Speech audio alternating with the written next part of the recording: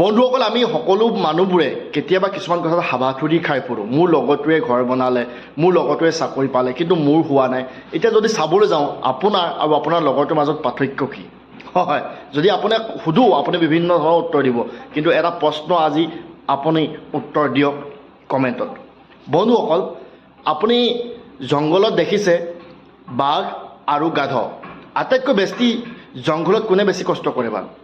বাঘে কৰে নে গাধৱে কৰে? হয়, যদি আমি চাবলৈ যাওঁ, গাধৱে আটাইতকৈ বেছি কষ্ট কৰে, তাতকৈ বেছি কষ্ট কৰা নাই। এটাই কষ্ট কৰি কৰি মৰি আছে জীৱনত, কিন্তু যিটো বাঘ আছে সেই বাঘৰ জংঘলৰ ৰজা, আৰু যেতিয়া ভোক লাগে তেতিয়া ওলাই আহে আৰু চিকাৰ তাৰ মুখৰ আগলৈ ওলাই আহে। যদি আমি চাবলৈ যাওঁ, কোনে বেছি দৌৰিব পাৰে, হৰিণ নে বাঘ?